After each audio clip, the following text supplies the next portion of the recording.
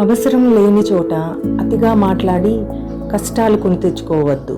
ఎందుకంటే ఒక చెరువులో ఒక తాబేలు జీవిస్తూ ఉండేది. దానికి ఒక చెడ్డ అలవాటు ఉండేది. అది ఎప్పుడు పడితే అప్పుడు అందరితో ఎక్కువగా మాట్లాడుతూ ఉండేది. ఎవరు చెప్పినా దాని అలవాటు మాత్రం మార్చుకునేది కాదు. ఆ చెరువు దగ్గరికి 2 కొంగలు వస్తూ ఉండేవి.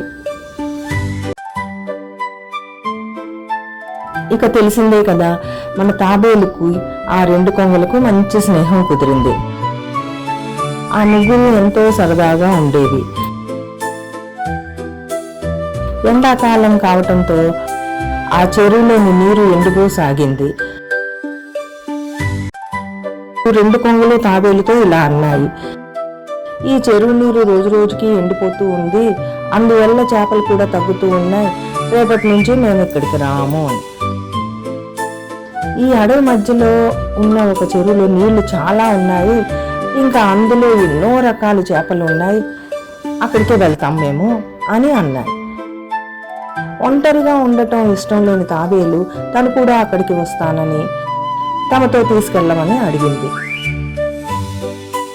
అప్పుడు ఆ 2 కొంగలు బాగా ఆలోచించి ఇలా అన్నాయి: సరే, మేమిద్దరం ఒక కట్టెని చెరువు వైపు నోటితో పట్టుకుంటాం. నీవు ఆ కర్రను మధ్యలో నోటితో గట్టిగా పట్టుకో. జాగ్రత్త, నోరు తెరిచావో కింద పడిపోతావు అని హెచ్చరిస్తాయి.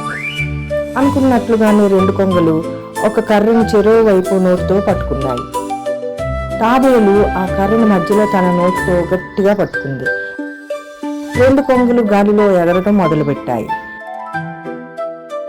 తాబేలు మాట్లాడకుండా నోటితో కర్రను పట్టుకుని ఉంది. ఇలా కొద్ది దూరం వెళ్ళాక మన తాబేలు అలవాటు ప్రకారం నోరు తెరిచి మాట్లాడే ప్రయత్నం చేసింది. ఇంకేముంది, వేగంగా కింద పడిపోయింది. అందుకే ఎక్కడ పడితే అక్కడ ఎక్కువగా మాట్లాడకూడదు.